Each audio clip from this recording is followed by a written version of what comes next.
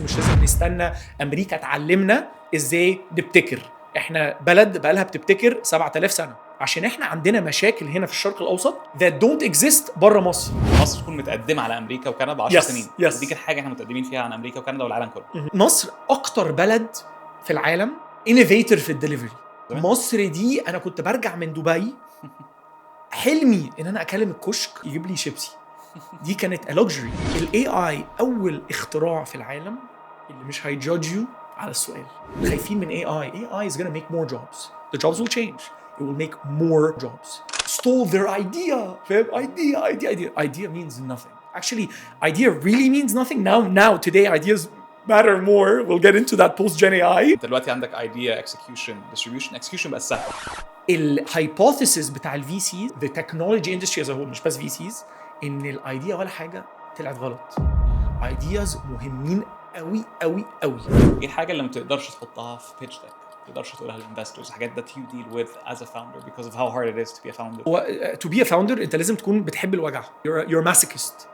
بتحب الوجع عشان it's all وجع. it's وجع في كل حاجه. there is going to be an AI winner في مصر and I want to be that winner and I believe I can be that winner.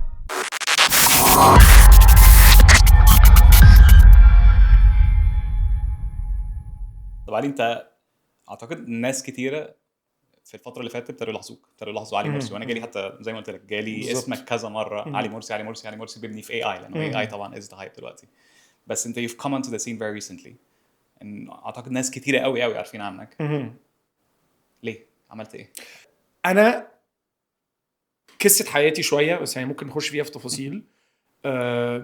انا رجعت مصر في 2023 فده من قريب قوي. يعني انا كنت بشتغل في التكنولوجي من وانا صغير، من وانا عندي، انا دلوقتي عندي 31 سنه. انا بدات في التكنولوجي وانا عندي 18 سنه. بعدين اللي حصل رجعت مصر 23 اشتغلت مع العيله واكيد هنتكلم فيها بعدين. بعدين اشتغلت في شركه حلوه قوي اسمها افريشلي. صح، افريشلي ده كان اول مره اخش في التك بتاع مصر. انا كنت اشتغلت تك من وانا عندي 18 سنه لغايه سن 28 بس في كندا. فاهم؟ انا اتربيت في دبي، بعدين كندا، قعدت 10 سنين في كندا، رجعت مصر لسه مش عارف السين في مصر قوي. اللي انا عارفه ان عشان كنت بحب قوي واي كومبينيتور وكده، كنت بسمع عن شركات في 2021 اللي دخلوا واي سي زي مش عارف امنلي وثاندر وساكنين. وده اول مره اعرف ان التك سين ابتدى يبابل اب. وطبعا كان من قبل كده، بس ده لما انا ابتديت الاحظه عشان انا ما كنتش قوي. مصر بالنسبه لي كانت اجازه. عيلتي، جدتي، جدي، ما كانتش شغل خالص، كنتش بفكر فيها كشغل. رجعت مصر ابتديت اشتغلت في فريشلي. ده بقى اللي علمني ايه التاكسين ايه وايه. انا حسيت اوكي احنا فين ومحتاجين ايه وايه احنا ممكن نعمل وايه احنا يمكن لسه ما عملناش. وبعدين لما بدأت الشركة قلت خلاص انا ابتدي شركة. قلت انا لازم I need to go hard. I need to go really hard في ال outside aspect, the marketing aspect. مش marketing الشركة، marketing the concept of building an AI lab في الشرق الأوسط. وإن أنا لازم أخلي الناس to believe إن هم يقدروا يعملوها، و to believe إن إحنا we are capable to do something like this. ومش لازم نستنى أمريكا تعلمنا إزاي نبتكر. إحنا بلد بقالها بتبتكر 7000 سنة. ما حد يعني احنا اللي بدأنا كلمة ابتكار innovation engineering. ده بدأ هنا في مصر في 3 سنين قبل القرن او 3000 BC, right? ف to do that there was a huge educative component. ان انا كنت لازم ابتدي اوكي انا عندي لينكدين، هبتدي اعرف الناس ان احنا we're capable و we can do it وناس عملوها قبلينا، واحنا مش لازم نستنى ناس تعلمنا ازاي نبتكر. عشان احنا عندنا مشاكل هنا في الشرق الاوسط that don't exist بره مصر. فلو هتاخد السولوشن في امريكا او سيليكون فالي، فرنسا، اوروبا، واتيفر، وجيت عملتها او طبقتها هنا مش هتشتغل. صح. عشان the problem we have just very local problems. هدي لك حاجه زي money fellows. even though money fellows طبعا that type of community based thing exists in a lot of the global south, بس يعني it's not in the west. شركه في امريكا في Bay Area wasn't going to do that. that required innovation to its there's no reference, right? So I needed to tell people this is what innovation looks like and this is where we need to go and this is what we need to do. ولازم اعرف الناس انا عايز اعمل او احنا الشركه AICC او شركه كايرو للذكاء الاصطناعي to do this لازم نبتدي كcommunity نفهم what it entails and what it requires عشان I can't do it alone. I need more people with me. I'm gonna, you know, the team that's gonna join me, the software that I'm gonna buy, the local software I'm gonna buy from other players. لازم احنا كلنا this is not a zero sum game. يعني في ناس كتيرة قوي فاكرة ان النجاح is a zero sum game. What I mean by zero sum game is ان احنا لو انا كسبت انت لازم تخسر. It's not. Resources are maybe, but generally speaking, wealth is a positive sum game. احنا كلنا ممكن نكسب مع بعض بس انا ما اقدرش انا اشتغل في سايلو. انا رجعت مصر it's ideological for me.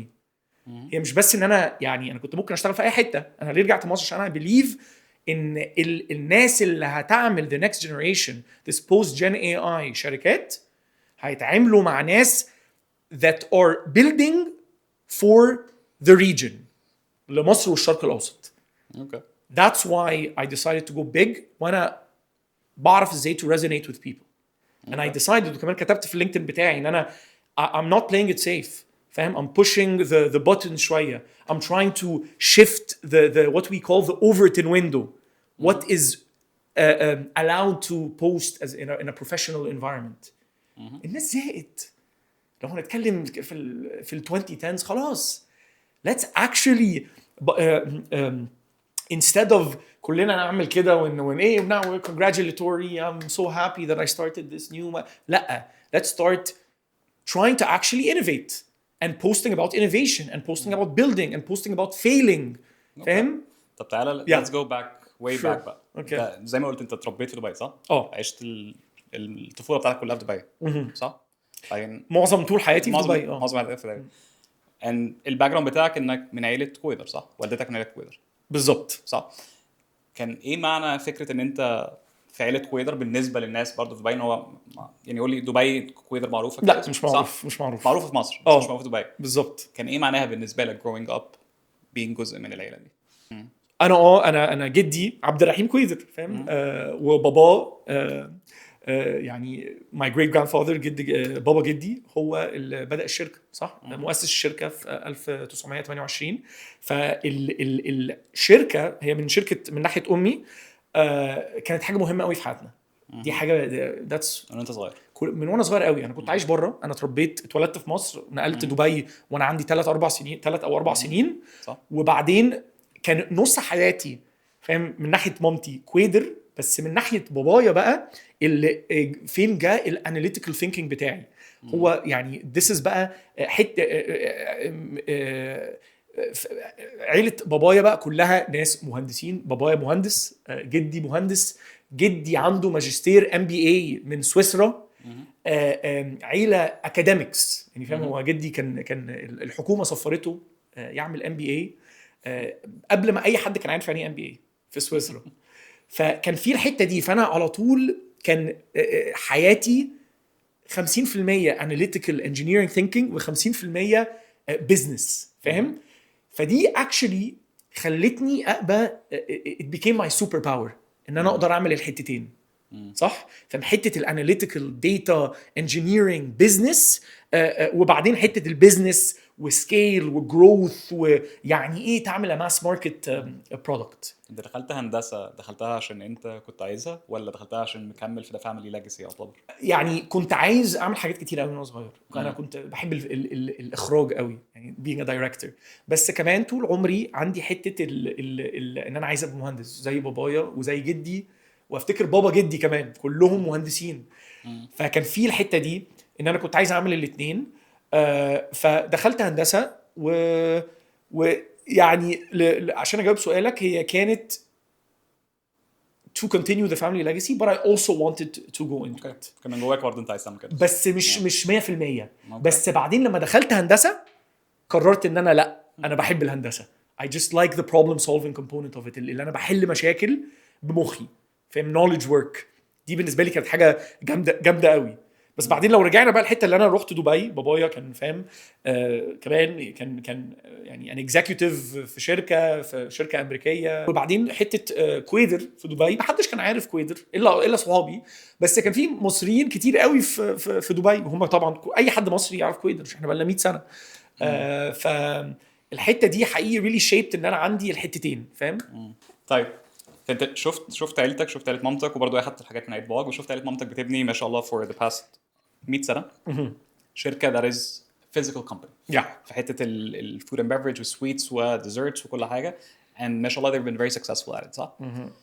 it's something tangible، حاجه ملموسه، صح؟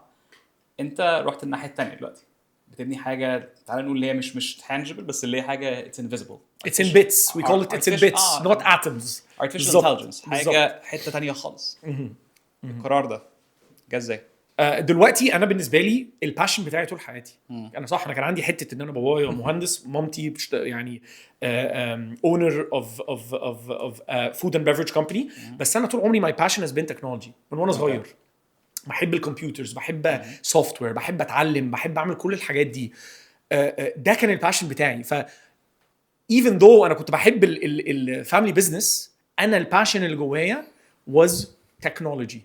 فدي كانت الحته بتاعتي ان انا it's a no brainer بالنسبه لي. انا في ناس كويسه في حاجات كتير قوي، في ناس ممكن تعمل فود تراك، في ناس ممكن تعمل اف ان بي بزنس، في ناس ممكن تعمل an agency. انا I am good at building software products and selling it to consumers. بس عرفت كده امتى، او عرفت كده ازاي؟ عرفت كده ازاي؟ هقول لك ازاي. انا لما نقلت، انا الاول لما نقلت كندا كنت رحت ادرس هندسه electrical and communications engineering، فاهم، كهرباء واتصالات. اول ما بدات ابتديت بقى يجي لي obsession، وانا على فكره هقول انا عندي an obsessive component of my personality. لما انا بحب حاجه من وانا صغير قوي، اي هوبي، اي حاجه، انا I will give in the 10,000 hours عشان اتعلم حاجه. دي عملتها في حاجات كتير قوي، whether it was you know يعني حاجات كتيره، skateboarding or learning card tricks or حاجات كتيره قوي عملتها بحط ال 10,000 ساعه. 10,000 ساعه اللي بتاعت الماستري، بتاع الماستر. I obsess. That's kind of what I do. I obsess about things that I like. طب هاخدك تاني سريع، بس هرجعك تاني. بس دايما عاده في فكره الاوبسيشن، لما someone is obsessed في حاجه عاده فيها نيجاتيف كونوتيشن، اللي هو بيحسوا ان هي حاجه سلبيه. بالظبط. هل هي فعلا حاجه سلبيه ولا هي مش حاجه سلبيه ليا؟ ليه؟ عشان انا عرفت ازاي استخدم الاوبسيشن بطريقه ايجابيه. ازاي بقى؟ ازاي؟ انا يعني الاوبسيشن ساعات ممكن يوديك في حته ان انت بنسميها لوكال ماكسيما، صح؟ انت قاعد بتوبسس وبتطلع هنا وفاكر ان انت هنا وعايش في حياتك وما اعرفش ايه، وانت اكشلي وانت حاسس انت طلعت في ماكسيما when there's an actual global maxima في حته تانية خالص، بس عشان انت ما عرفتش تزوم اوت وتبص على the big picture. دي الحاجه. الموضوع ان انت تخليه ايجابي، تخليه السوبر باور بتاعك، ده تدريب. بتدرب نفسك ازاي تعرف تطلع نفسك من الموضوع ده، whether it's through mentorship او تتكلم مع ناس او working with other founders or working with your employees or doing anything to see that you are not in a local maxima. والطريقه الوحيده اللي انت هتعرف ازاي تحسن من الموضوع ده ان انت لازم تجرب وتفيل. طب did you ever hit the local maxima ده في حاجه؟ يس طبعا. في حاجات كتير. بس كنت بتعرف تطلع نفسك منه يعني دايما ولا ساعات did you ever get stuck فيه؟ ساعات ساعات لا. طبعا ساعات ساعات لا. the older you get the better you get at تطلع نفسك من اللوكال ماكسيمم وتستخدم الاوبسيشن بتاعك في الحته اللي انت محتاجها، فاهم؟ كوز اوبسيشن ممكن تقول I'm obsessing so much ان انا مش عارف اديليجيت. دي محتاجه تدريب. اوبسيشن ممكن يكون في حاجه ان انت انت الموضوع استخدم الاوبسيشن لنفسك. بس حته اوكي انت you got obsessed او you get obsessed بحاجات وبتحط فيها ال 10,000 ساعه، صح؟ ده مش وقت قليل. لا مش وقت قليل. 10,000 ساعه دول حطيتهم في مثلا، تعال نقول على مدار حياتك حطيتهم مثلا في ايه؟ 5 حاجات 10 لا يعني حاجتين ثلاثه كانوا ايه الحاجتين ثلاثه؟ حاجتين ثلاثه. اول حاجه one of them was يعني واحده منهم مهمه جدا، كان اتعلم على software companies. اوكي. 10,000 ساعه of either building, learning, reading, writing, tinkering with software. اما انا على طول كتبت كده على، يعني انا لما بفكر في نفسي انا ايه، صح؟ انا I'm a founder, I'm an engineer, I'm a builder, I'm a tinkerer, you know I know how to take something وابتدي ادوس حاجات واعمل حاجات واجرب اعمل حاجات وانا حطيت 10,000 ساعه في الحاجات دي. that compounds. دلوقتي لما انا اجرب اي حاجه تانية جديده اعملها it doesn't matter. عايز اشتغل last mile logistics زي deliver, عايز اعمل search engine, عايز اعمل an applied AI lab, doesn't matter. all this mastering compounded into ان انا دلوقتي بقيت حاسس ان انا I know what to do to not make the mistakes that somebody would do if they were starting from scratch. اوكي. ايه الحاجتين التانيين؟ يعني انا ممكن حاجه تانية دخلت فيها قوي ان هي كانت السبورتس. انا كنت بحب قوي السبورتس، يعني الكوره، الفولي بول، سكيت بوردنج. انا كنت ليا قوي في السكيت بوردنج وحطيت يعني الافات الساعات فيها. وبعدين حاجه ثالثه كمان I was very يعني بحب اتعلم كار تريكس، فاهم؟ فانا حطيت اوقات كتيره قوي وانا في طفولتي في الحته دي، واكشلي ساعدتني في حاجات تانية يعني، فاهم؟ يعني عمرك ما بتحس من ده اللي عايز اوصل له، ان هو حته الكودينج والتكنولوجي والحاجات دي حطيت فيها 10,000 ساعه اتس paying اوف او اتس وركينج، لان دلوقتي ده الحته اللي انت شغال فيها. الحاجات التانية عمرك بتحس انها كان تضييع وقت؟ did I lose time ولا خالص؟ لا، عشان انا عملتهم اول حاجه كنت يعني اقل من 18 سنه ولسه it taught you putting time into something that in and of itself because there's precedence. دلوقتي انا already حطيت في حاجه قبل كده 10,000 ساعه. either انت وانت تربيت عملت بيانو، عملت لعبت كوره، هاندبول، whatever, car tricks, skateboarding, whatever. بيحصل في مخك a neuron gets fired ان انا عملتها قبل كده وممكن اعملها تاني وتالت ورابع. اوكي.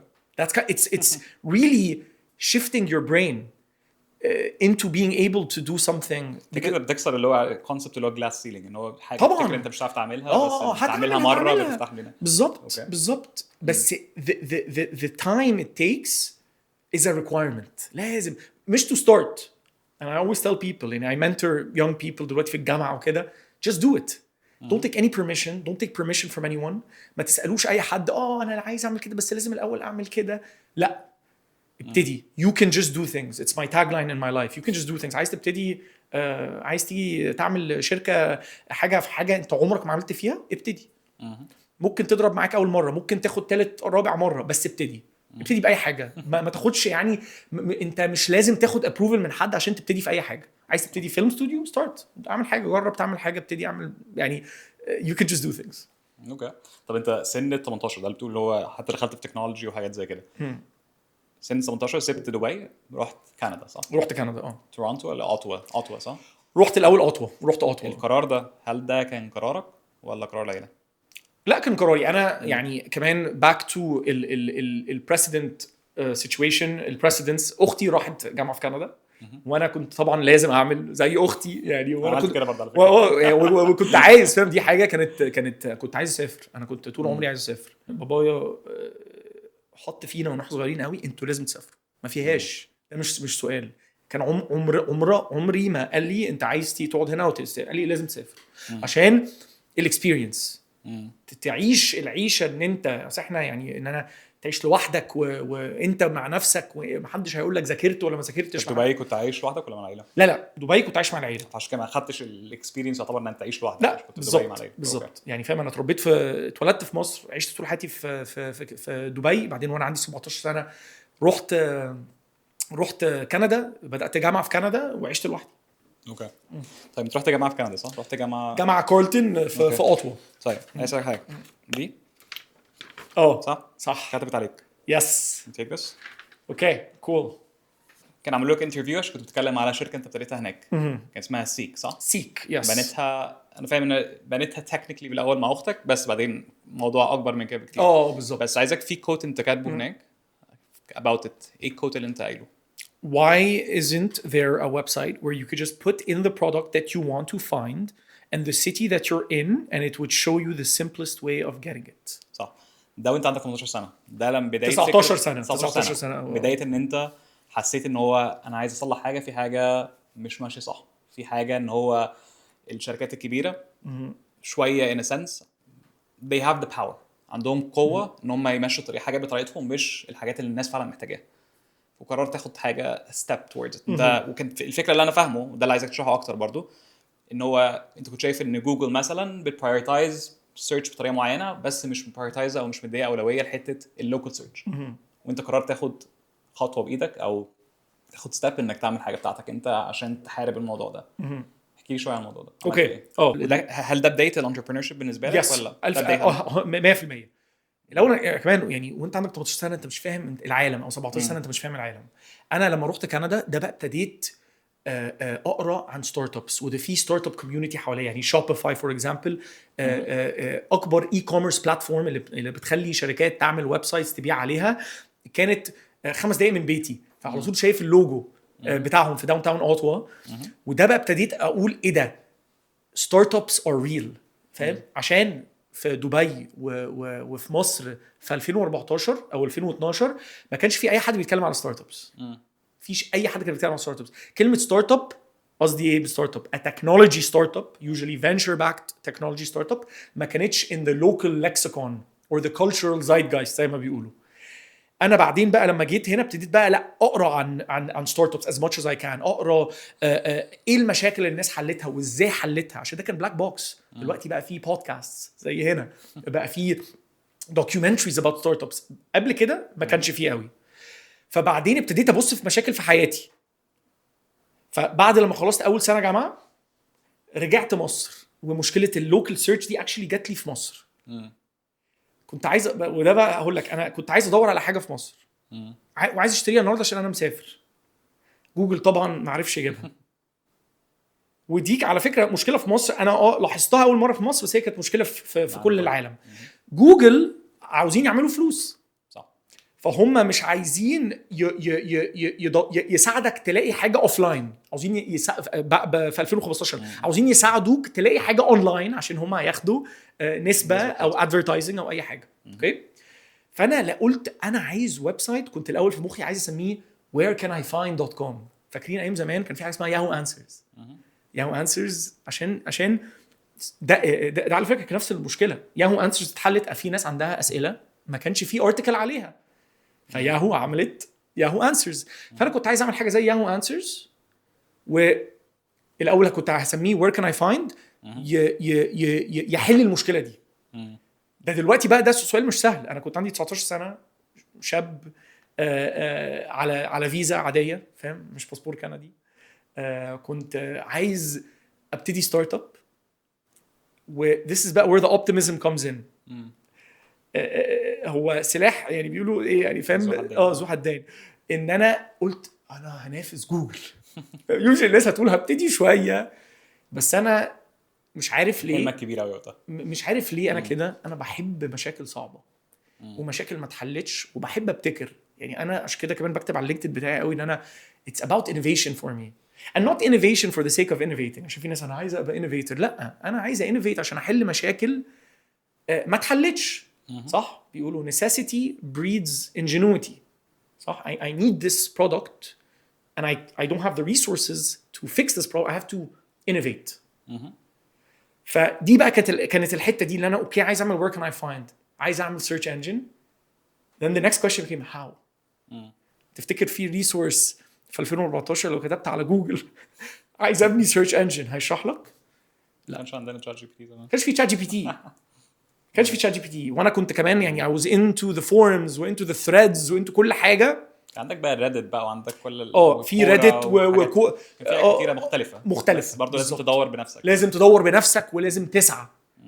و that's where it started. that's بقى I was like you know what. بعد اول سنه انا فاكر رجعت مصر، وكنت actually لا في دبي رسمت اللاندنج بيج بتاع where can I find. I was like عندك الرسمه دي اصلا؟ لا ما عنديش. ما عنديش الرسمه دي. كتبت where can I WCIF اوكي landing page، بعدين where can I blank find blank press enter. ده كان الحلم بتاعي. ان انت في ساوث كوريا، انت في كندا، انت في امريكا. المشكله دي في حتت كتير قوي. اللوكال سيرش كان لسه في بدايته باك ذن، وناس كتيره حوالين العالم كانوا عندهم نفس المشكله. على فكره معظم الحاجات بتتباع اوف لاين. الناس مش عارفه الموضوع ده. افتكر في العالم 80% من الحاجات اللي بتتباع اور اوف لاين ريتيل. فعلا هو على فكره يمكن اكتر. هو على ايامي في 2015 كان 94%. اوكي. افتكر دلوقتي maybe الناس دلوقتي بيفتكروا عشان في امازون في كل الحاجات دي ان هو فاكرين ان الحاجات هو بيشتروا معظم online. لا لا لا لا لسه اوف لاين. لا ليه؟ طب ما لو كان كل حاجه اوف لاين كان كل الاوف لاين قفل. ليه ASOS for example which is like the biggest online retailer في انت كنت في UK ليه عمل ASOS retail store؟ عشان there's retail is a marketing, it's not just a point of sale, it's marketing, people walking around seeing you in the real world talking about atoms. فاهم؟ الفكره برضو ده يعني ابل people الناس بيحبوا يدخلوا بيحبوا المحلات الابل عشان بس يتفرجوا ويلمسوا. People like to touch. يعني أنا دلوقتي people want to touch products, they want to feel, they want to see how's it going to look on my hand, how's it going to do this. ناس عايزين كده وإحنا كهيومنز it will never go away. ده فكره الويندو شوبينج، عايزين نتفرج طبعا عاوزين نتفرج ويمكن مش عارفين، ممكن عاوز المرة اللي جاية. Retail is still very important. Where the local problem actually got solved later أو in the process of getting solved, and we can go into it later, is COVID. It forced the search engines you have to solve local search. طب ايه اللي خدته، ايه حاجه خدتها من سيك اللي هي اول شركه انت بنيتها مكمله معاك لحد دلوقتي؟ صح.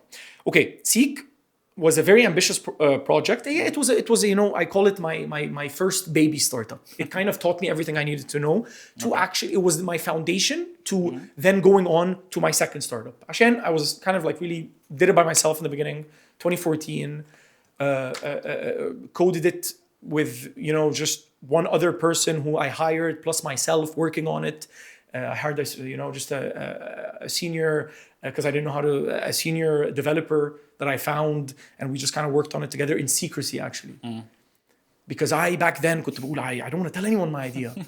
I want to build in private. فاكر كنت لسه مش فاهم فكره ان ideas are cheap. Ideas are افكار اي حد كل عنده افكار بالظبط. بس الفكره في الاكسكيوشن. على فكره back then كمان دلوقتي اتغيرت. back then everybody was talking about the idea. في الافلام social network, oh the idea, مش عايزين نطلعها عشان ما حدش يسرقها. Mark Zuckerberg stole their idea. فاهم؟ idea means nothing. Actually idea really means nothing now today. Ideas matter more. We'll get into that post Gen AI. عشان الاكسكيوشن بقى سهل. The execution بقى سهل. But back then I thought that the idea means a lot, and I remember it was really funny, and he's my friend to this day. I knew this really talented software engineer who was my friend, and he was a bit older than me, and he was more into the tech scene, and he was I think a couple of years, 3-4 years older than me. I wanted to tell him to join me as a co-founder for Seek, and he sat next to me, and I told him, hey, before I tell you the idea, sign this NDA. It was the المشكله اللي ضايقك دلوقتي ان لغايه دلوقتي في ناس لسه بيعملوا كده. حقيقي ده اللي هو يضحكك. حقيقي انا لا يعني عايز تقول حتى قبل يعني كام سنه فاتت في ناس لغايه دلوقتي لما يكونوا عايزين يحكوا لك فكره لسه بيمضيك على ورقه عشان يضمن ان هو فكرتك مش هتسرق. بص المشكله هي كذا حاجه. اول حاجه we call it the first time founder fallacy. You think it's all about the idea and that's why it goes back to just do it. Just start building things, start executing even if you fail, عشان انت هتعرف what true PMF means and what ideas mean. Okay, what I mean? What I learned from that is, one, you need to build in public. Not necessarily tell everybody everything that you're doing, but talk about your idea. Talk about with anyone. If you feel that your friends or your close circle might tell you, bro, this is a bad idea, because a lot of young people that happens, right? It's okay. Don't talk to them. If you feel like هيهبطوك, talk to anybody that you see. Go to a startup conference. Talk as much as you can. No one's gonna see your idea. كان زمان عكس كده بس دلوقتي that's the way it goes. انا بتكلم لاي حد عايز يبتدي، فاهم؟ اتكلم. Talk about your idea with as much people as possible. They'll tell you the truth. The strangers will tell you the truth. But don't let them have taste and know what you want and know, because a lot of times people don't know what they want, right? If you told people, oh, I need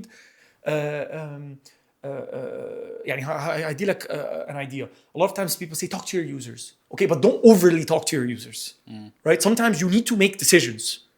You need to have taste and you need to شويه زي هنري فورد او ستيف جوبز. Yes, you have to be opinionated. Most of the time people don't know what they don't know. Again, that's the local maxima curse. If you talk to your users too much, you're going to be stuck in a local maxima even if you have PMF. You need to be able to tell them, no, you want this actually. For example, breadfast. طب انت مصر اكتر بلد في العالم innovator في الدليفري. شو زمان مصر دي انا كنت برجع من دبي حلمي ان انا اكلم الكشك. هو كان فكره متى واحنا صغيرين كان الناس الاجانب هم لما نحكي لهم ان احنا عندنا حد يجي ياخد المكوه مثلا these became $100 million companies, right? But what I mean is في مصر انا كنت وانا صغير بحب قوي ارجع مصر في الصيف بقعد 3 شهور. اول حاجه عايز اعملها اكلم الكشك يجيب لي شيبسي. دي كانت a luxury والناس هنا مش فاهماها. المكوى المعرفش ايه المخلصاتي او فلما فكره بريد فاست كيم اوت. طب ما هو العيش انا الراجل بيجيب لي العيش للبيت. الجروسريز بيجوا لي للبيت. فكره زي دي هتنفع في امريكا زي انستاكارت اوكي. طب ليه هتنفع في مصر؟ عشان people don't know what people want offers. They want an app. They want this سهله. طب انا بكلم ممكن اعمل. People don't know what they want. You can talk to people. A lot of times your users will give you really good feedback and sometimes they'll give you really bad feedback. It's up to the human and that's why don't delegate to an AI. Don't delegate your decision to an AI. That's your decision with your taste in a 3-dimensional way. You have to be opinionated. In 2025, 2026, you need to be an opinionated founder. I like that. If you're not opinionated, you're just like everybody else. يعني تبص عليها زمان كان زي ما نقول كان دايما you have idea عندك execution عندك ثالث حاجه distribution صح؟ Yes. كان زمان وباي زمان قصدي pre AI قبل Yeah, AI yeah. كان عندك idea execution distribution كان الامفاسيس او التركيز كله على execution. ده اخد اكتر حاجه لانه اصعب حاجه تتعمل. لازم بقى بنركز تجيب CTO تجيب طبعا بالظبط دلوقتي الموضوع زي ما انت قلت اختلف. انت دلوقتي عندك idea execution distribution بقى سهل. Yeah. في ويت شويه على الايديا. Yes. الويت الكبير اكتر بقى جدا هو الديستريبيوشن لان ده بقى هو كل الناس عندها افكار كل الناس عندها اكسكيوشن اي حد ممكن يكسكيوت. Yes. بس مش كل الناس عارفه الديستريبيوشن. بالظبط من انت الويتس اتغيرت. جدا. وبعدين انا هكمل لك انا اتعلمت ايه من هنا من بعدين. بس the weights changed right because what happened the marginal cost of software goes down. the cost of اختراع او الكودينج قل صح. which then causes what higher efficiency which then should be you need less engineers but actually you need more عشان حاجه اسمها Jevons paradox. Now everybody so Jevons paradox. What Jevons paradox بيقول مش عارف ايه يعني ايه paradox بالعربي بس Jevons paradox بيقول as you drive as efficiency as you become more efficient on paper you should need less of the thing driving the efficiency right or less labor. But what does it mean? You actually allow the cost of starting something less so net more people do the thing which then means more people actually have it. In software انت عندك X amount of people companies can make software right. You made it a lot more efficient or easier to make software. They need much less engineers. Okay, let's say they fire the engineers. All these engineers now move on and make their own companies and other people. So net you actually make more work. That's the part that people خايفين من AI. AI is going to make more jobs. The jobs will change. It will make more job. So now the weight's changed. Now there's a lot more companies. So how are you going to differentiate yourself when there's so many more duplicates? You can duplicate so many more different things. It's about marketing. It's about distribution. It's about growth hacking. It's about hacking your way to coming up, whether it's UGC and TikTok. يعني innovation بقى في distribution. Yes, by the way, building tasteful products is still difficult. Tasteful products is still difficult. انت لسه the founder of OpenAI, Ilya Sutskever, I think, he was on a podcast, Dwarkesh Patel's podcast, and he said there are more companies than good ideas today. What does that mean, right? إن هو ما فيش أفكار كويسة. Actually, الhypothesis بتاع ال VCs طلع أو the technology industry as a whole مش بس VCs إن الidea ولا حاجة طلعت غلط. Ideas مهمين قوي قوي قوي.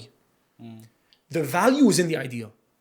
The value is in اللي في مخك الحاجة الجديدة that users are going to want to use that solve a new problem. ال AI مش عارف يعمل الحتة دي. الابتكار هو ممكن يعمل لك حاجة من هنا وهنا وهنا وهنا. So he recognize patterns بياخد حاجات موجودة already. Yeah. ما things change. True. بس فبعدين سيك ايه علمني ايه من الموضوع ده. Fail fast, launch fast, talk to a lot of users. It took me a year to launch. Why? Try to make something very simple. Make a landing page. اعمل landing page و start running ads. بس وانا صغير you don't know what you don't know. انت ما تعرفش الحاجات اللي انت ما تعرفهاش. That's another really important thing. You don't know what you don't know. When you know what you don't know, it goes by that mastering. كل 5 سنين بحس ان انا ايه ده I kind of know more of the things I don't know. فمش عارف لو جاوبت لك السؤال بس. طب انت لما سبت سيك كنت ده بدايتك كفاوندر صح؟ Yes. ابتديت في طريق الانتربرينورشيب. بس سبت سيك ورحت شركه بقى لها حاجه 130 سنه بالظبط. اكبر شركه اتصالات من اكبر شركات اتصالات على الاقل في كندا صح؟ فاخدت تراديشنال روت شويه. صح ليه؟ ليه؟ اوكي اول لما رحت بال كندا على فكره يا جماعه كلمه بال او بال جت منين عشان الناس ما تعرفش يعني ممكن الناس تقول بال زي فودافون جايه من اسم الكسندر جراهام بيل الراجل اللي اخترع التليفون. هو كان راجل اسكتلندي راح كندا واخترع التليفون هناك عشان كان عنده حد في عيلته ما كانش بيسمع كويس مراته وكان عايز كان عنده اوبسيشن في الحته بتاعت الاوديو والسيجنالز وايه بيسمع ازاي وعرف يخترع التليفون. عمل شركتين عمل the Bell Telephone Company of Canada and the Bell Telephone Company of America. اوكي. Bell Telephone Company of Canada became Bell Canada و Bell Telephone Company of America بقت AT&T. فيعني فاهم اكبر شركات اتصالات في العالم. بس قبل لما رحت بل في حته بس ناقصه عملت انترنشيب في شركه اسمها بيت اكسس. اوكي. بيت اكسس دي من اول الشركات في كندا اللي كانت في واي كومبينيتور. اوكي. واي كومبينيتور اللي هو الاكسلريتور ده اكسلريتور بتاع ستارت ابس اكبر واحد يو نو بول جراهام سام التمان فاهم عندك كوين بيس ريدت الشركات الكبيره كلها طلعت من هناك. بريد فاست كل يعني ريلي الشركات اللي غيرت العالم في ال 2010s وكمان the early 2000s طلعت من واي سي. انا بقى because I was so obsessed with technology كنت عايز اشتغل في شركه واي سي. بس قبل كده ما كانش في طريقه تعرف مين الشركات اللي في واي كومبينيتور كان بلاك بوكس. فعملت وعرفت ان في شركتين في اوتوا دخلوا واي كومبينيتور وقعدت ابعت لهم ايميلات. انا I had really good internships lined up high paid internships lined up بس عرفت اوصل للفاوندرز وهم ما كانوش عاوزين انترنز. هم اصلا كانوا دخلوا واي كومبينيتور السنه اللي قبليها summer of 2014 وانا كنت عايز internship في صيف 2015 وقعدت ابعت لهم ايميلز عشان again goes back to the obsession and I'm pestering them I'm like no trust me you need me. وبعدين واحد منهم one of the founders رد عليا قال لي طب ماشي تعالى لي ودولت كانوا ناس really the people I wanted to be around فاهم. ده ناس كانوا شغالين في بلوك تشين في 2014. اوكي. انت فاهم one of the co-founders اتشهر بعدين. هو عمل ايه كان هو اللي اشترى في كوفيد اكبر اغلى NFT في العالم. it was the Beeple NFT. his name اسمه ميتا كوفن. هو اسمه الحقيقي فيجناش بس هو كان معايا في الجامعه actually بس كان he was an older PhD student او grad student و that shows you the early adopter part about Y Combinator. هم لقوا تيم بيعملوا بيتكوين ATMs في 2014 اوكي. وانا رحت اشتغلت there blockchain technology company they were acquired راحوا public actually وكانوا سبعة وانا كنت اول intern في الشركه دي. وده بقى علمني okay really how smart people operate. I thought I knew I didn't know. اوكي. One of them worked في RIM اللي عملوا BlackBerry is one of the I think he was one of the creators of BlackBerry Messenger or like working in that team designing phones as an engineer. These are killers. And I wanted to be around them. بس بعدين مشيت ورحت بال. Yes. And then I graduated. This was all through university. بعدين بقى لاحظت ايه بعد الانترنشيب ده اوكي انا لازم اوكي انا اتخرجت من هندسه اوكي انا بقى لازم اشتغل في شركه محترمه عشان الفيز والبي ار والبروسيس ده. فانا كمان تعرف there's a disadvantage. انت لازم حد هيعمل لك you know whether it's a sponsorship or you're getting your permanent residency. I had to kind of I got into I'll give you a bit of the story and this actually helped me get into it. Bell Canada has something called the Graduate Leadership Program. Okay. ده 10,000 student بيابلاي ليه كل سنه وهم بيختاروا 150 2% من ال acceptance rate. Okay. ده it's a program that is 3 or 4 years every 9 months بتروتيت، بتشتغل الاول كبروجكت مانجر اوت اوف جامعه او برودكت مانجر ان ماي كيس، بعدين بتروح تعمل ما اعرفش ايه، بعدين بتعمل ما اعرفش ايه، you do ops, you do this، وبعدين it really makes you into a leader. اوكي فانا قدمت، وبعدين انا ما كنتش اليوزر بتاعهم، انا تكنولوجي. هم كانوا كلهم they're hiring ناس من يعني في كندا جامعه اسمها University of Western Ontario او Western University دلوقتي Ivy Business School or Queen. They have a persona of like business people. Even they could have engineering degrees but they're really like business corporate people. I was not that. Okay. انا قدمت I wanted عشان انا كمان انا I was really fascinated with the network engineering. I'm an engineer, a communications engineer. I got the interview. In the interview, I sat in front of a director, and you know what he had in front of him? He had this in front of him. فعلا نفس الحاجة. This he printed, and he told me about it. He was like, "Listen, احنا دلوقتي in the grad program, it's called the Graduate Leadership Program. They wanted to talk to me. He was like, "You're not, or you're an engineer, yes, but you worked in technology startups. We are a 100-year-old corporation, right? You know, we're a corporate." He was like, we want to start an internal team that is techie. Okay. And we want you to lead it. And you start it from scratch and it's all you. Nice. And I was like, you know what? Let's do it. That's after they liked me and stuff like that. And then I went, دخلت graduate leadership program وقعدت 3 سنين في Bell, and it was an amazing experience. I was working with excellent people. وبدأت أول UX team في user experience team في الديبارتمنت بتاعنا. احنا الديبارتمنت بتاعنا كان فيه افتكر like 8000 واحد which was in the we called it field services under the customer experience umbrella. وبدأنا this it's kind of like this digital team where we built a UX team, we built product management, we built apps for our technicians. الناس اللي بتروح تعمل installation للإنترنت في المنزلي للناس. We built their apps because they use apps to do their job.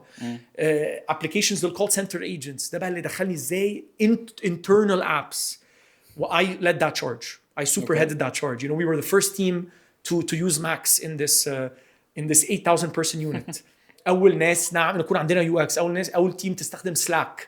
ما كانوش يعرفوا الحاجات دي. I was like ايه ده انا ازاي يعني فاهم. انا كنت اول واحد بقول لهم على Slack عشان اشتغلت. I was using Slack, I was using this. We did this awesome team. And it was an amazing experience. It was very different than what I was used to. But I am again going back to that malleability. Put me anywhere. عايز تحطني في مصنع بسبوسة, I'll figure it out. عايز تحطني في a corporation, you know, building 5G antennas, I'll figure it out. انت خلصت ده وبعدين قررت ان انت عايز ترجع تاني برضو حته بقى founding صح؟ Yes. بنيت yeah. صح؟ وريفلكتنج باك على نفس اللي انت كنت بتقوله دلوقتي لما كنا بنتكلم حتى من سنتين على حته الدليفري، ان انت شفت ان زي ما انت قلت لي I love it ان هو اعتقد ما حدش هيسمع حاجه كده تاني، بس ان مصر تكون متقدمه على امريكا وكندا ب 10 سنين. دي كانت حاجه احنا متقدمين فيها عن امريكا وكندا والعالم كله صح؟ وانت حاولت تبني اللي مصر كانت تبنيه في كندا اللي موجود في مصر صح؟ بالظبط. and you were actually very successful فيها صح؟ Yes. ده كان تاني founder experience ليك صح؟ اللي هي كانت اسمها deliver DLVVR. كان ايه الانتنشن behind it؟ Okay, this is a really good story and it really goes back to how my life is all connected. What is Seek, right? Well, by the way, Seek local search became very important in COVID. زي ما أنا قلت لك, right? And I always say there's, you know, BC and AC after COVID and before COVID. فاهم حاجات اتغيرت in technology and everything, right? What is the local search problem, right? Back then, I wanted to help local businesses be found. SMBs didn't have websites في 2015. معظم الناس ما تعرفش الموضوع ده. ما كانش فيه يعني في مصر كده اكيد لا. انا بتكلم بقى في كندا فاهم. المطاعم ما عندهمش ويب سايت. ما عندهمش لا مطاعم بدأ لا في 2015 لا طبعا. اوبر ايتس بدأ للمطاعم في 2018. اوكي. ده كان اول كورير حاجه. في 2015 ما كانش هو بس الناس اللي بتعمل ديليفري هم البيتزا كومبانيز بيتزا ابس. انا بقى في مشكلتي انا ما كنتش ببص على فود, انا كنت ببص على نون فود ريتيل. اوكي في النون فود ريتيل المشكله ان انا كنت بروح اوكي لسيك which is local search. بروح للشركات اللي في السيتي بقول لهم انتوا انا عايز الداتا بتاعتكم. بيقولوا احنا ما عندناش الداتا بتاعتنا، احنا ما عندناش سي اس في بالبرودكتس بتوعنا عشان احنا ان اوف لاين ستور. السيستم بتاعنا عندنا اي ار بي كده قديم ما فيش I can't export as a CSV. Fast forward to COVID, all of them became online. In that 5 years, Shopify then started growing and becoming the biggest Canadian company, and Ottawa stores were the first stores to jump on board because it was an Ottawa startup. That was their holdout. Their holdout group can always Ottawa Shopify. They test on even though Seek was مشكلة Seek, it was too early. It was way too early. The problem was multifaceted. But when I was that 19-year-old kid, teenager, my dream was like, imagine I can do local search and then this concept that is so crazy, اعمل local delivery كمان. ان انا اديليفر الحاجه ليهم كمان. بتبيلد اب على اللي انت بتعمله. زي بوست ميتس في امريكا كان اول شركه تعمل الحته دي على فكره. انا اصلا ما فكرتش ان انا اعملها، انا قلت maybe I can partner. ده كمان يعني انت تقول ان انت تعمل ديليفري كمان ده لمخ عنده 19 سنه ما it was very difficult. لما كوفيد هيت، كوفيد ما كانش كوفيد في كندا، ما كانش زي كوفيد في مصر. كوفيد في كندا كان حقيقي. قصدي ايه؟ كل الشركات قفلت، كوارث حصلت. ايه اللي حصل؟ local became the most important thing. Save our local businesses. صح. This woman created a website called notamazon.ca which was a local search engine زي بالظبط. Okay. She got the database of all these people because they all have online stores. And she made this like search engine. And I was like, okay, that's exactly what I was trying to do. طبعا for her it was not about making money or making a business. It was more about I want to just showcase all the things in a thing, not Amazon. And we were like, don't use Amazon, use local because local businesses are struggling right now. عشان two things. الكاستمرز ما ينفعش يروحوا لهم. اتقفلت خالص. أول سنة في كندا أو 18 شهر ما كانش فيه in store buying. كانش في in-store buying. So كان في ايه اللي ما كانش في in-store buying، كنت ممكن تشتري من الاونلاين ستور بتوعهم بتاع اللوكال businesses in your area. اوكي، ايه المشكله؟ ان ما كانش في delivery method ليهم. The only way Canadian startups او Canadian SMBs كانوا بيشip او deliver was through shipping providers, third party logistics carriers we call them. FedEx اهم واحده بالنسبه لهم كانت Canada Post 4 to 7 business days. FedEx, Purolator, all these old school tools. ما كانش في حاجة اسمها delivery for non-food retail. Didn't exist. صح. ايه مشكلة كندا بوست بقى؟ كندا بوست حصل ايه؟ حصل a crazy surge of online buying. All these local businesses are actually يعني they're selling, they're trying to sell. Some of them weren't online, they had to become online. كان في ناس بيقولوا لا يا عم اونلاين انا كويس. الناس بتجيلي هنا من ما اعرفش ايه Liberty Village, you walk through my pen store and I'm fine. Now you can't be fine. لازم تعمل online store through Shopify or whatever. Most of them, 90% of them were using Shopify. مشكلة كندا بوست ان في بيك كوفيد حصل ديلي 40 يوم. هيعملوا ايه؟ فانا كنت بشتغل في شركه. That's when I saw the unlock. Okay. قعدت كده كنت بفكر انا لازم اعمل حاجه. Actually funny enough, one of my co-founder عبد الله, he was older than me. هو اللي جه معايا في سيك. Sorry, my co-founder في my first startup. He joined me late. بعد سنة after I launched, he joined me and then we figured out at the end that we're too early, whatever. But we had a very good friendship. هو بعدين راح اشتغل بقى في IBM وكده. Then he started his own things. In COVID, هو him and his friend, they اخترعوا حاجة مش فاكر كان اسمها ايه. I think اسمها Jack Health أو Cover Health or something like that. And they got 40,000 users in 1 week. What was it? Telehealth. عملوا ايه؟ عملوا a website where you can get connected with a primary care physician. اسمها ايه؟ PCP or whatever it's called. No, primary care provider. فانا كنت بكلمه, احنا we're really good friends. انا قلت له انا لازم اعمل حاجه. ده في مشاكل بتحصل في كل حته. and that's where the unlock came. I was like delivery. الاول انا قلت ممكن اعمل ايه؟ ممكن اعمل كورير، فاهم؟ ان انا زي اسمها ايه هنا في مصر، مرسول، او اللي بتبعت هناك didn't exist. اوبر كورير او معرفش ايه. بعدين لاحظت كونسيومر صعبه whatever. Shopify, one click integration. The Shopify store through the Shopify app, you click, boom, your customers start seeing same day or next day delivery using our couriers. اوكي And then boom. بس اوكي yeah. قصه حلوه. وعملتوا ما شاء الله يعني انا فاكر صح انتوا كنتوا في الشهر بتطلعوا $50,000 صح؟ around It's يعني doing very around. well. طب سؤال بقى في الحته دي ان you're an entrepreneur صح؟ you're a founder entrepreneur. وبالنسبه لك انت برضو من اللي انا فاهمه انت قلت لي برضو من كلامك واللي انت بتقوله ان انا I'm an entrepreneur فانا بتحرك كتير لان بكون عايز اعمل حاجات كتير قوي وانت نفسك تعمل حاجات كتيره برضو قوي صح؟ بس برضو من الناحيه الثانيه انت بتقول حاجه ثانيه بتقول ان انا كشخص كعلي عايز ابني generational companies. شركات هتعيش عيشه طويله، شركات هتكون كبيره، شركات في حجم كويدر اللي هو بقى له 95 سنه، شركات في حجم كوكاكولا بقى لها اعتقد فوق 120 130 سنه، شركات في حجم بل، شركات بالمنظر ده شركات زي ارامكو. كل دول جنريشن كومبانيز بقى لهم 90 30 يعني اتليست 30 سنه فيما فوق. بس انت بتحب تتحرك كتير. اللي انت بتبنيه دلوقتي do you see ان ده انت برضو شايفه ان هو هيبقى generational company؟ شايف نفسك هتعرف تكمل الشوط الطويل ده ولا حاسس ممكن at one point ان الباترن ده يكسر؟ هزهق صح؟ اوكي. Good question. فبص with Deliver we found PMF. You know it was a very intense couple of years. Rapid growth. مش عارف اعمل ايه. المشكلتي ما كانتش الديماند، مشكلتي كانت السبلاي of myself. Our team, our service. The businesses wanted it.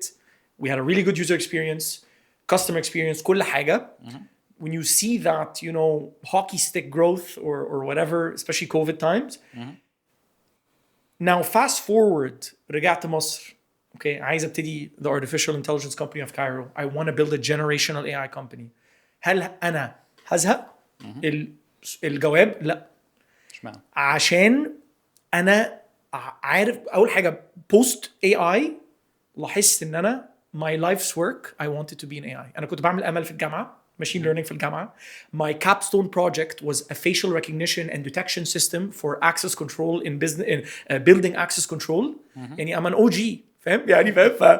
ف لما Gen AI hit لاحظت ان انا اوكي ان انا اشتغل طول حياتي في المجال ده. وانا خلاص بقى ابتديت يعني انا كبرت عندي 30 سنه. I want to go for gold. I want an ambitious project. حاجه صعبه قوي and I want to do it for the rest of my life. Okay. That's kind of يعني انا يعني السؤال انا فهمت نفسي وعرفت انا عايز ايه من الحياه وده اللي انا عايزه. اوكي طب let's move into it بقى ان هو دلوقتي نتكلم بقى على اللي انت بتعمله دلوقتي اللي هو artificial intelligence company in Cairo صح؟ تعال نبص عليها من ناحيه الشخص اللي هو في مصر في السعوديه في الامارات في العالم العربي اللي يعرف تشات جي بي تي. اسمها شويه تشات جي بي تي. تقول له ايه عن اي اي في ال 18 شهر اللي فاتوا اللي فعلا المفروض يكونوا عارفوا عن اي اي. what should they know? What should people know that اللي هم بيسك قوي في اي اي ما عرفوش فعلا literally غير ان هم يدخلوا تشات جي بي تي يسالوا كام سؤال المفروض يعرفوا يعني. اوكي السؤال ده انا عايز مهم جدا. اوكي ليه؟ عشان لازم نبقى رياليستيك. اوكي صح. اول حاجه معظم الناس في العالم اي اي بالنسبه لهم يعني تشات جي بي تي. صح. هو يعني ما فيش حاجه ده زي كلينكس فاهم؟ عندك كلينكس هو كلينكس يعني مناديل. That's it. صح. It's gonna be very hard ان انت تغير راي الناس في حاجات كتير قوي فما تحاربهمش في الحته دي. برضه نفس الفكره. ما تحاربهمش في الحته دي خالص. هو from a consumer perspective هو تشات جي بي تي صح. انت لو عايز تشرح ايه what is AI تقول حاجه زي تشات جي بي تي بس حاجه صعبه شويه لازم يعني فاهم كده في مصر او whatever. ايه الحاجات الناس اللي ما دخلتش في الاي اي قوي صح وخليك بس في تشات جي بي تي لو عايز اتس اوكي. ان انت مش لازم تبقى اكسبرت عشان تعلي من اللي انت بتعمله اوريدي في الاي اي. قصدي ايه؟ دلوقتي الناس بتقول هتلاقي على تيك توك وعلى لينكدين بيع لك الكورس ده لازم تعمل ما اعرفش ده لازم تعرف الاي اي ما اعرفش الورك فلو ده ميد جيرني الاي اي اول اختراع في العالم اللي مش هيجادج على السؤال. فعلى فكره ذاتس ان انلوك. انت قبل كده لو كنت عايز جواب من حاجه صعبه لازم تسال حد او تسال حد فورم اونلاين. في الحالتين you will feel judged او هتقول انا خايف. دلوقتي انت اسال الاي اي، قول له انت عايز تعمل ايه، قول له مشاكلك في حياتك، وابتدي بحاجه صغيره. اللي انا هقوله ان انت مش لازم تعمل اي كورس، مش لازم تعمل اي حاجه. ابتدي في الاي اي. انت عارفه ك question and answer، بيرد لك على سؤالك. دلوقتي الفيز اللي جايه للناس، فكر في ان هو يعمل لك حاجات رد دلوقتي يعملها لك execution. اذا تول عنده تولز، maybe هو عنده كونكشن للايميل بتاعك، تقول له بقول لك ايه، ممكن تبص لي على الايميلز بتاعي تشوف لي كده لو في اي حاجه مهمه، ولا انا اصل انا مش قادر اخش في 20 حاجه. دون. ممكن تساله ده حاجه انا دلوقتي على طول بشتري من الويب سايت ده، بس عايز كيوبون كود وكلهم مش شغالين ومش عارف ادور فين. روح اعمل لي براوز وجرب اكسكيوت ال 20 كود اللي بلاقيه على الفورمز وقول لي اللي شغاله. ابتدي اساله. يعني في ناس على طول بتقول لي اساله ايه؟ هو انا ممكن اساله ده؟ اساله شوف هيقول لك ايه. هو مش هيقول لك اي حاجه، مش هيجاوبك، مش هيقول لك لا انت ازاي سالتني السؤال ده انت غبي. مش هيقول لك. اهم حاجه انت مش محتاج اي حد يعلمك، مش محتاج، ممكن حد يساعدك بس اساله اي حاجه وبعدين قول له اعمل لي ده. يقول لك لا انا لسه ما اقدرش، سوري ده حاجه كده ما اعرفش اعملها. قدمني على فيزا. هيقول لك لا مش هقدر، هتجيلي انا بقى، فاهم؟ هتجيلي انا. وهكذا. اوكي، باللي انت كنت بتقوله ده، هل ده هو فكره الاي اي ايجنت ولا ايه هو؟ ايه صح. كونسبت وات از ان اي اي ايجنت برضه؟ ده كمان بقى هقول لك.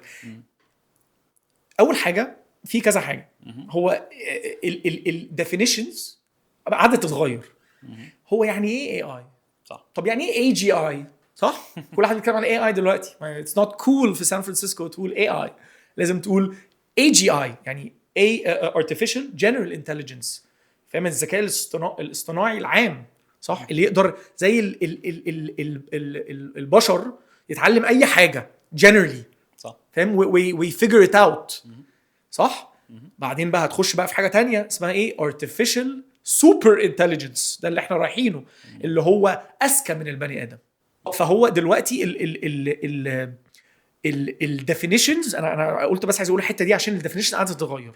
قاعدين اصلا دلوقتي بيغيروا وات اي جي اي مينز. الاول قالوا اي حاجه تعمل كده، بيقولوا لا اتس نوت جود انف، عايزين نغير الجول بوستس. اوكي. فحاجه بسيطه جدا، ايه اي اي ايجنت؟ صح. ليتس نبسطها اكتر. وات از ان ايجنت ان سو اي اي؟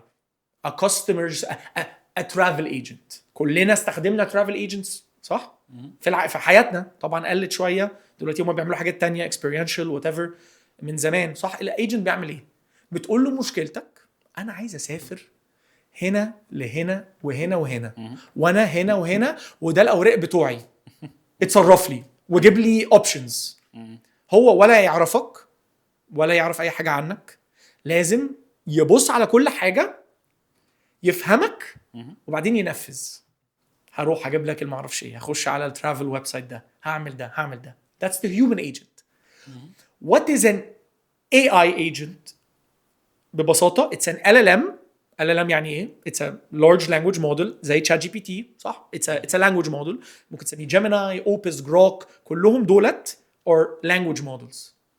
ChatGPT 5.3، صح؟ In a loop. It's an LLM in a loop. ف it keeps looping with tool calling. بيكلم tools، بيعرف يعمل executions، وبعدين يلوب تاني execution، لوب تاني، و context و memory. الذاكرة عنده context، انت مين، احنا فين، انت في مصر، طيب انت كده، لا انت هنا، معرفش ايه، انت التولز بتوعك كده، انت بتستخدم عندك الكريدت كارد ده، عندك ديبت مش كريدت. وبعدين عنده ذاكرة ان هو فاكر ايه اللي حصل اخر مرة، وفاكر انت قلت له ايه اخر مرة عشان يحسن لك السولوشن. فان AI agent is an LLM in a loop with tool calling, context and memory بس. طب انت دلوقتي بتبني شركه اسمها فيزا، يعني مش شركه بس بتبني برودكت اسمه فيزا اي اي. Yes. صح؟ احكي لي في ايجنت في الموضوع في فيزا اي اي صح؟ Yes. الايجنت بقى بتاع فيزا اي اي ده بيعمل ايه؟ يعني Okay. فيزا اي اي ايه هي والايجنت اللي جواها متخيل بيمشي ازاي بيتحرك ازاي؟ اوكي فاحنا عندنا AICC is the overall lab. الشركه اسمها the Artificial Intelligence Copy of Cairo. We are an Okay. applied AI lab building AI products for MENA. بنبني AI للواقع العربي مش الواقع الاجنبي. مش Okay. الواقع الاجنبي وبنترجمه بالعربي. That's not a good product. والفيجن بتاعنا ان احنا نautomate all the hard things that Arabs hate doing. نautomate كل الحاجات الصعبه ان العرب بيكرهوا يعملوها. اوكي اول حاجه بنركز فيها دلوقتي هو global mobility. الفاز. انا بصيت على حاجات المشكله مش بره. الويسترنرز الناس اللي في الغرب ما يعرفوش يعني ايه تورست فيزا، مش محتاجينها صح، مش هيبنوا لها، مش هيفهموها صح. مش فمش هيبنوا لها، ولو جربوا يبنوها هيبنوها غلط. انا الثيسس بتاعي ان احنا ممكن نكسب الابلكيشن لاير عشان احنا نعرف النو هاو، احنا نعرف الريد تيب، احنا نعرف البيوروكراسي. فانا بصيت على ايه مشكله اكيوت قوي، مشكله صعبه للمصريين والعرب، واتكلم اي حد الناس بتقول انا مش عارف اجيب فيزا، عندي راجل بتاع الفيزا يساعدني، في بلاك ماركت عايزني اشتري الميعاد بتاعي، عايز اعمل كده، طب الدوكيومنتس بتاعتي صح وانا اقدر اسافر هنا، طب البانك ستيتمنتس. اتكلم عن الم مصريين كتير. الم يعني ده انا في ناس قالت لي دي اكبر مشكله عندي في حياتي دلوقتي. انا عايز اسافر، على فكره انا مش بس عايز اسافر عشان انبساط، انا عايز اشوف والدي اللي عايش بره اللي بقالي 7 سنين ما شفتوش، او بنتي اللي بتدرس، فاميلي ريونيفيكيشن، او بزنس. انت على فكره بزنس مش بزنس فيزا، تورست فيزاز ار فور بزنس تو. عايز اروح كونفرنس، عايز اروح معرض، عايز اعمل ميتنج، عايز اعمل معرفش ايه، عايز اصور حاجه، عايز اعمل كده. المشكله اكيوت قوي والناس اوريدي بيدفعوا حد ليها. فانا قلت ايه، انا ممكن اعمل كل ده بالاي اي. طبعا انت لسه لازم تروح للفيزا ابوينتمنت عشان دي حاجه فاهم، ده حته الاتمز. انا مش عايز اتاتش الاتمز، بس اي حاجه قبليها ممكن نساعدك فيها. ممكن نقول لك الدوكيومنتس بتاعتك صح، ممكن نقول لك المواعيد نساعدك فيها، الاوتوميشن اوف ذا فورم. دلوقتي لازم تخش على بورتل وتكتب كل الحاجات دي، كل الحاجات دي انا اعملها لك. الحاجات اللي كلها دلوقتي بتتعمل بالناس اللي هم في السوق السوداء والحاجات دي، ده انت بتعملها كده، بتكفرها كلها وبالمواعيد وكل حاجه، بتكفر الحته اللي هي الصداع بالنسبه للناس بالظبط من A to Z. بالظبط. على فكره احنا بنعمل الحاجات دي، بس احنا كمان بنساعد ترافل ايجنسيز. فهي الحته دي بنساعد الناس تجيب فيز، وكمان في شركات كتيره قوي ترافل ايجنسيز هم كمان بيأوت سورسوا الحته دي عشان يجيبوا فيز للكلاينتس بتاعهم. فاحنا دلوقتي بنشتغل، انا الترافل ايجنسيز انا بشتغل معاهم، انا اي امباور ترافل ايجنسيز بي تو سي وبي تو بي بي تو بي وبي تو سي وبي تو بي. صح. اوكي. انا بروح للشركات السياحه بقول لهم بصوا يا جماعه، انتوا الهادج ده مش بيساعدكم في التوب لاين او البوتtom لاين. اوكي ده اكشلي بيقلل من البوتtom لاين عشان اتس لابوريوس كوست. اديها لي انا وانت ركز بقى ان انت تدي a good service to your clients, grow the company, offer awesome experiences. بس ما الحته بتاعت اللابوريوس ان انا عندي ناس 6 بيخشوا على البورتلز، احنا ممكن نعملها كلها باي اي. فالسبيشالتي بتاع AICC وفيزا AI especially is computer use agents. Now let's say what is my agent? Our agents do that entire loop, LLM in a loop with tool calling and agents. بس احنا our specialties in the tool calling, my agents are very good at controlling a computer. بيفتحوا a computer, a browser. It's called browser use or computer use. And we control the browser just like a human would. And do the annoying part of the process for you. We are not a bad bot. We are a good faith agentic automation, a one-to-one automation. What you would have done احنا بنعمله لك وانت مش يعني المنتل تاكس، الكوجنيتيف اوفرلود زي ما احنا بنقول بتاع انا عايز اقدم على فيز والاوراق وكده، احنا بناخد الهادج ده منك اند تو اند. وهي على فكره حاجه مش سهله تتعمل، حاجه صعبه. الايجنت ده مش حاجه سهله يعني، عشان في lots of moving pieces. اوكي. yeah. طب انت في النص كنت بتقول حاجه، بتقول ان احنا we're an AI lab صح؟ an applied AI lab. applied AI يعني ايه اصلا؟ يعني عاده الناس ممكن يقولوا استوديو يعني ايه applied يعني ايه applied AI lab؟ اوكي دلوقتي the concept of an AI lab really came out recently او يعني بقالها شويه طبعا بس it became popular with OpenAI. You know, OpenAI was the first like real AI lab, research lab. What is a research lab? A research lab دولت هم اللي actually بيعملوا train للمودلز.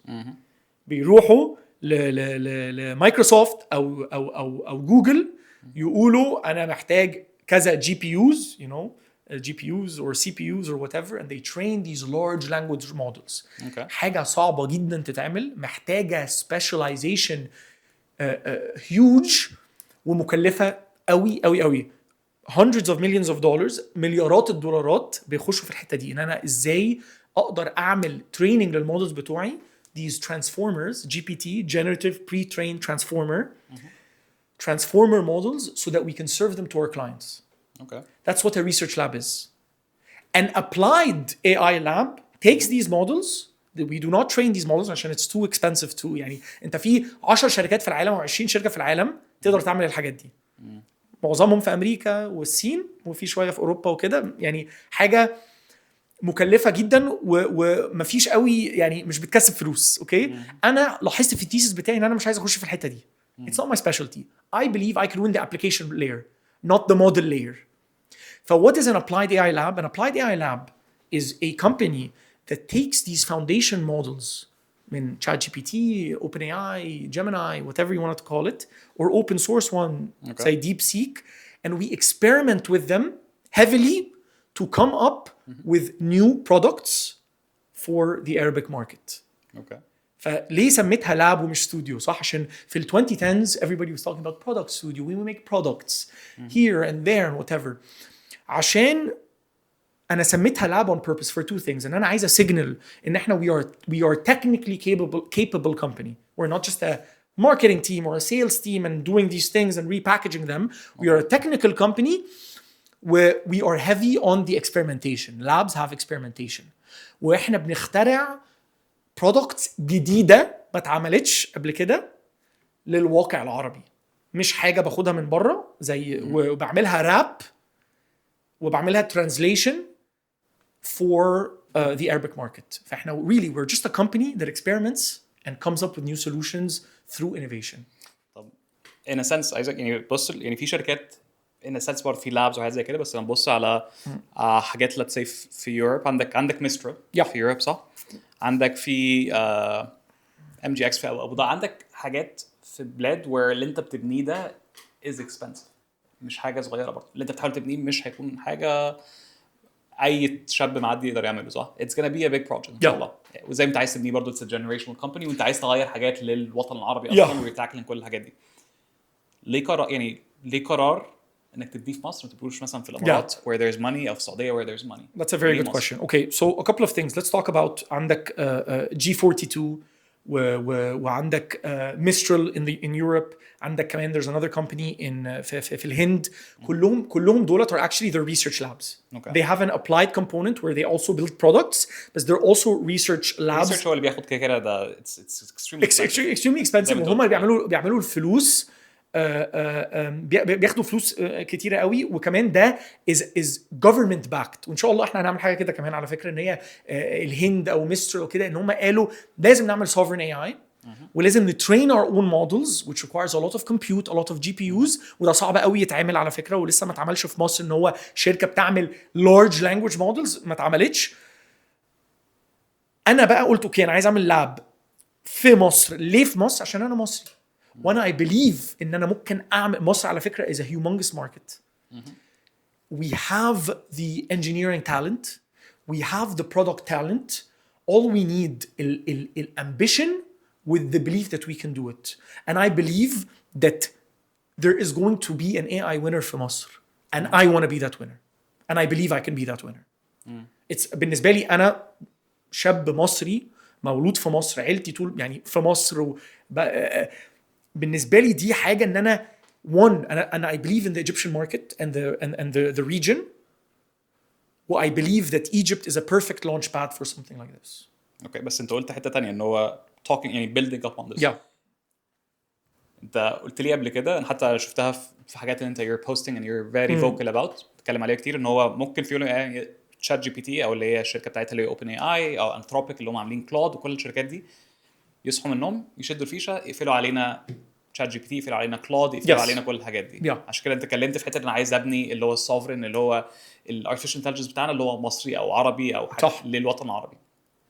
هل انت شايف انت دي الحاجه اللي انت اللونج تيرم جول بتاعك ولا انت متخيل ايه ازاي الموضوع ده هيحصل اصلا؟ اوكي بص انا I think it's a really good question. انا بالنسبه لي انا في AIC انا عايز ابني انا عايز الابلكيشن لاير بتاع AI يكون owned mostly مع عرب ومصريين. ده اول حاجه. اوكي انا I believe ان احنا اللي هنقدر نحل المشاكل الصعبه.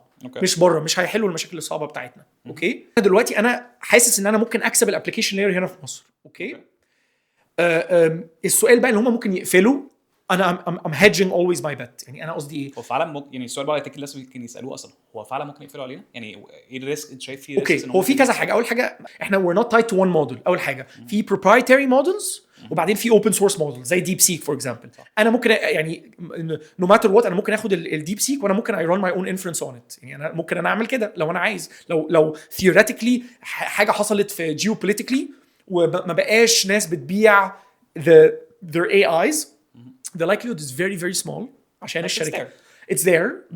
بس الناس حطت فلوس كتيره قوي في الحته دي. يعني الشركات اللي في امريكا ومصر في امريكا ان هم لازم يبيعوها. لو ما باعوهاش يعني ده ممكن تبقى catastrophic for their businesses. بس تخيل في كيس ان هو مثلا الشركات دي يفلسوا they go bankrupt and التولز دي تقفل عشان مفيش حد يفندد. بالظبط. اعتقد اكبر رعب عند الناس دلوقتي بيكاز التعود اللي احنا وصلنا له واي اي. بالظبط. وارف انا ما عنديش شات جي تي النهارده هعمل ايه؟ السؤال بتاعك ان احنا لازم and it's my long term goal ان احنا لازم نكون عندنا our own LLMs. مش بس middle eastern LLMs. الحمد لله في middle eastern LLMs في يعني ما شاء الله يعني Humane is doing really good work there في السعودية. عندك G42 and Abu Dhabi is doing a lot of things. I think there are things there.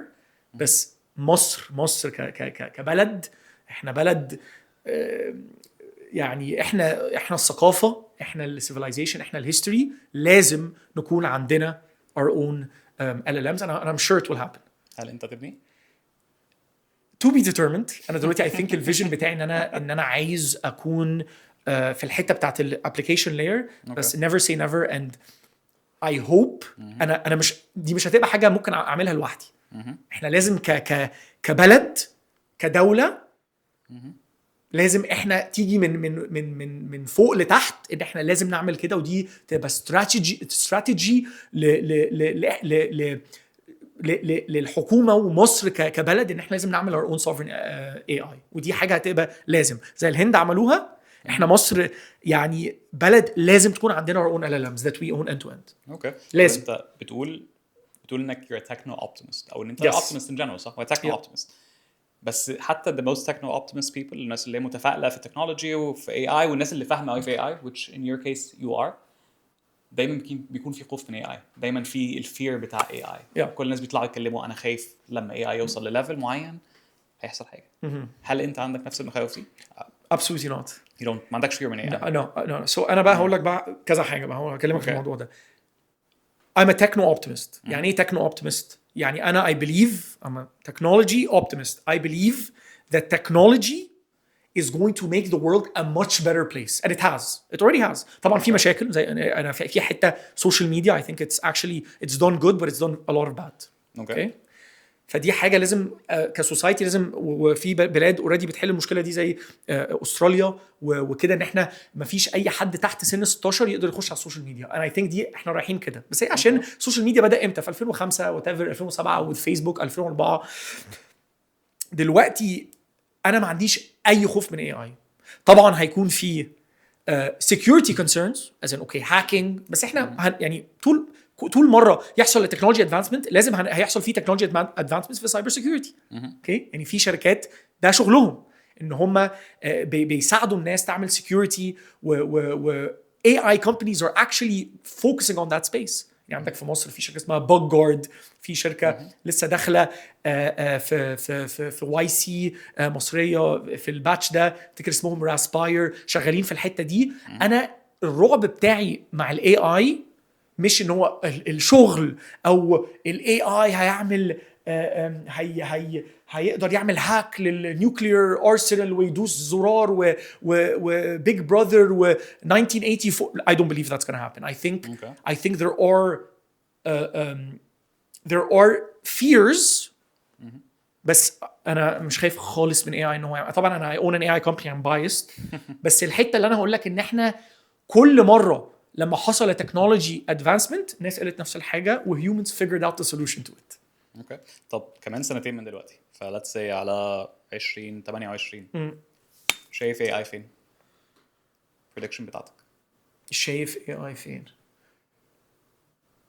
ده سنتين افتكر ان احنا هنكون في حته ان probably هنوصل لليفل ان احنا هنكون حاجه عندنا حاجه زي جارفيس من ايرون مان. اوكي قصدي ايه؟ طبعا voice is very important and voice is very زي ما بنقول it's something that everybody wants to work on. كل حد اتفرج على ايرون مان في 2008 جارفيس هنبني جارفيس صح. it's a voice agent. في جوجل اسيستنت سيري. طبعا سيري is the worst product in the history of mankind. في جوجل اسيستنت في أليكسا. that was the dream, right? all of them were pre-Gen AI. Not they're useful in their own regards, but they weren't they weren't Jarvis.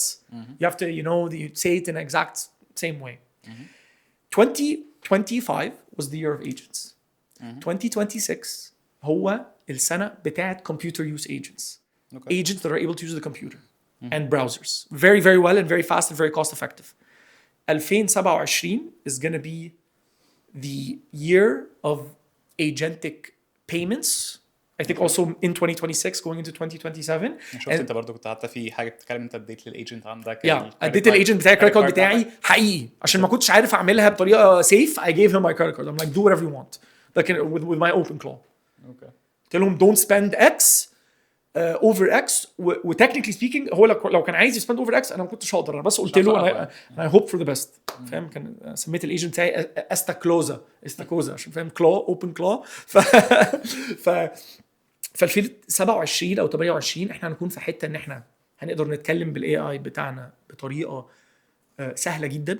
الاي اي هيكون معانا في كل حته whether it's حاجه ديفايس هنا او تليفونك او سبيكر او نظاره او في البيت عندك حاجه صح زي اليكسا.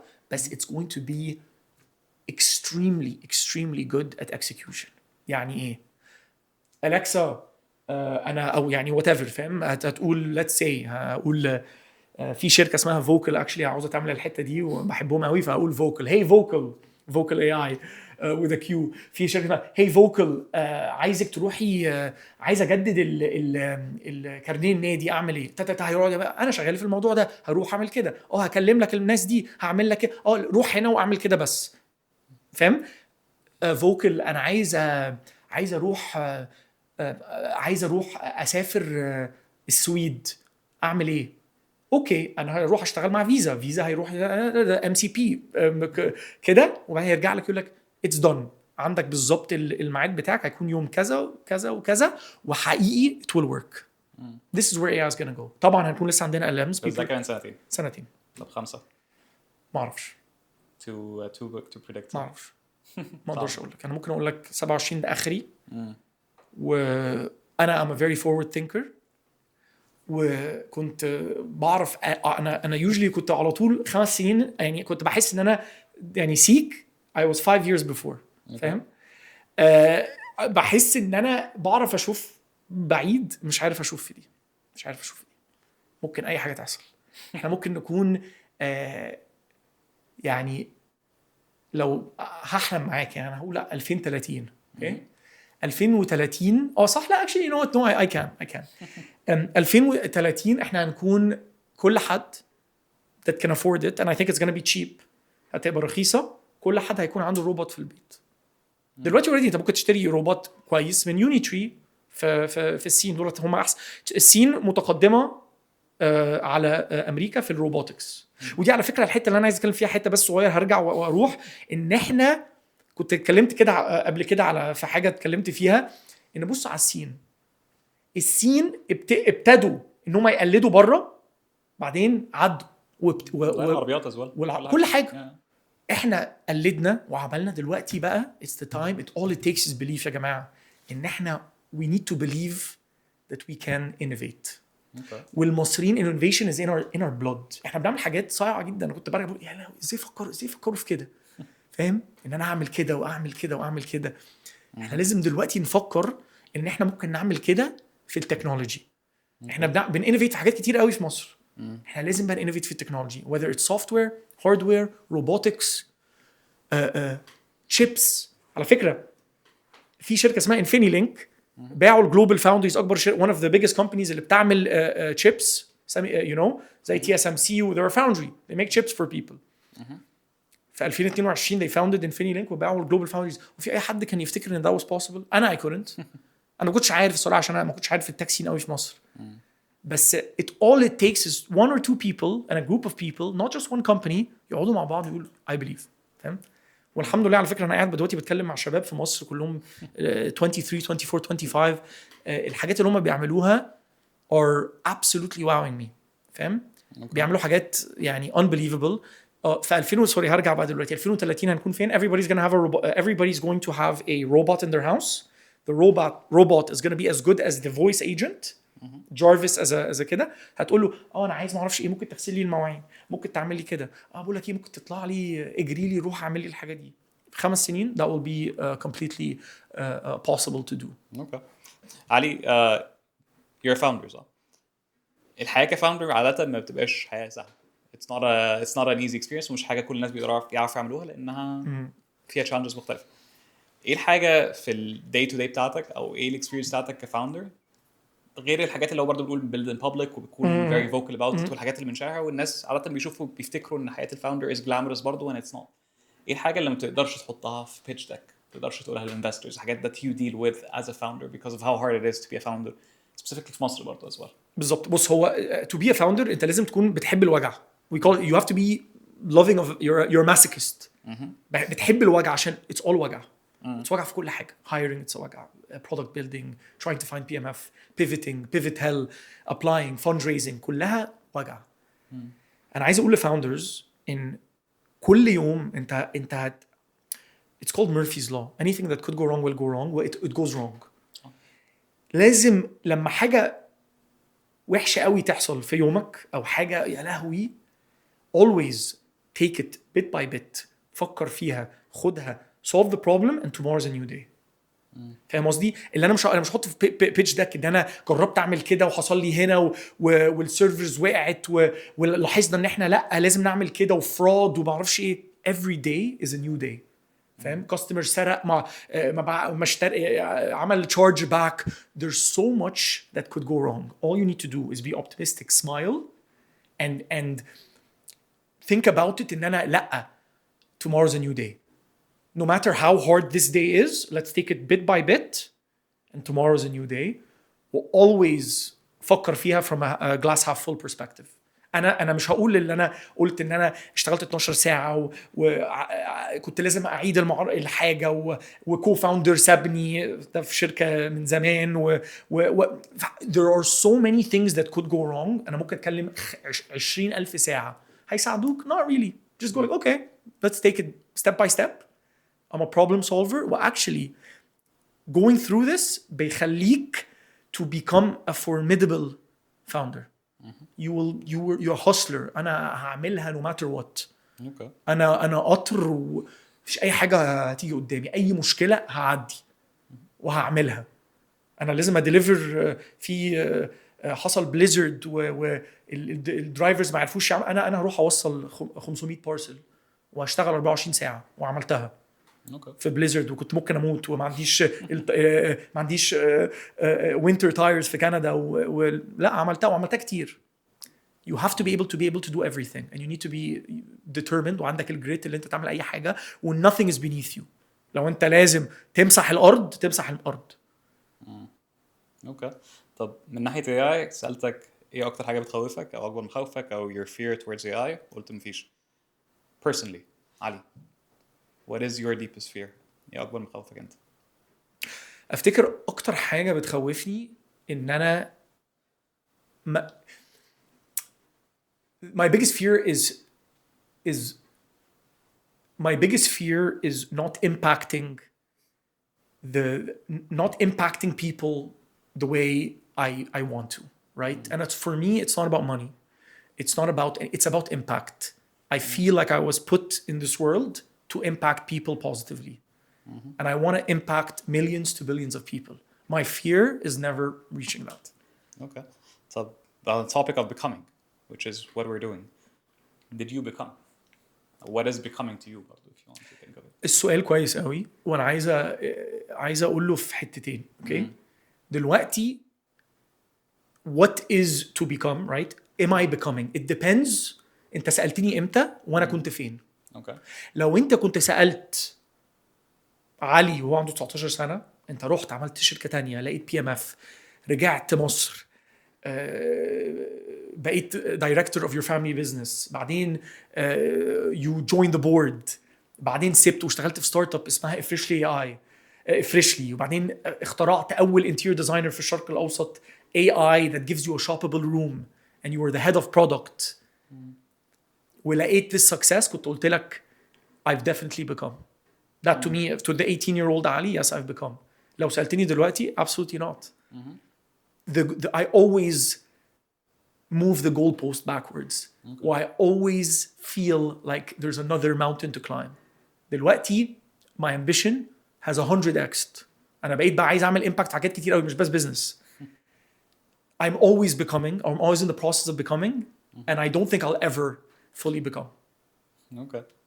Ali, thank you. My pleasure. Thank you so much for having me.